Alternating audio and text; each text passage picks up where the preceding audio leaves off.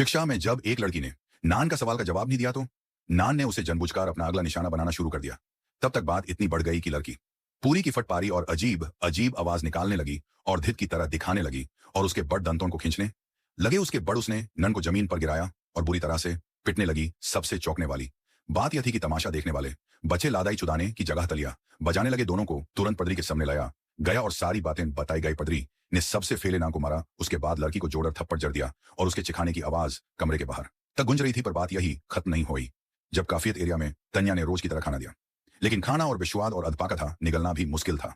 उसने शिकायत की तो नन फिर दोबारा उसके ऊपर तुत परे, लेकिन इस बर स्टूडेंट ने भी पलाट कर जवाब दिया और नान की पिटाई कर दी। लेकिन तभी काई सरी और नान भी आगी। सबने मिलकर उससे मरा। दो हाथ हाथ के आगे खा चलते उन्होंने उसको पकड़ लिया और एक गरम लोहे के पिंजारे में बुन कर दिया और 7 दिन तक दाना पानी नहीं दिया।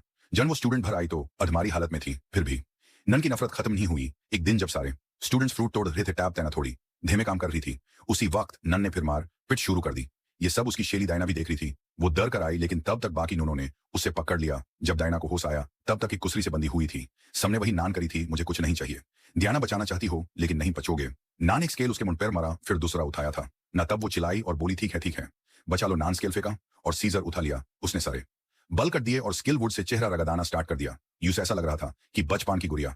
अचानक चिक उठी। ब्लड स्पिरिट यूस रात हॉस्टल में सब सो रहे थे। आयना उठी। रात सेहरा होता इबले से बग भरा और बाहर निकल गई। एक स्टूडेंट ने पूछा, लेकिन उसने कुछ आवाज नहीं दिया। वह सीधे उसे नान के कमरे में पहुंची। नन सो रही थी। उसने पगलों की तरह पिटना शुरू कर दिया। जब तक वह बेहोश हो गए तब उसने उसका मुंह दिवाकर उसका दम होठ दिया। फिर मोमबाती से एक अंगूठी लल धर्म सब बगा ले। सुबह जब सब घटनास्थल फिर आए तब नान की लाश देखी तो वह सब आग बाबूला हो गए और उसने तुरंत दहीना की कजन को बुलाया, सच बताओ वरना अंजम बहुत बुरा होगा। करण चुप रही तो उसने एक के बढ़ एक थप्पड़ मारना स्टार्ट कर दिया। अब तक वह बेहोश नहीं हो गई। होश में आने पर वह पडरी के दफ्तर में बंदी हुई थी, खून से लथपथ। उसने बताया कि डियाना अपने घर चली गई है। पडरी भड़क गया। घर वह भी 400 मिल दूर बाहर और रेजिस्टर्न पर करके असेंबल। तू झूठ बोल रही है। लेकिन तभी की रगों में उसकी हत्ती है।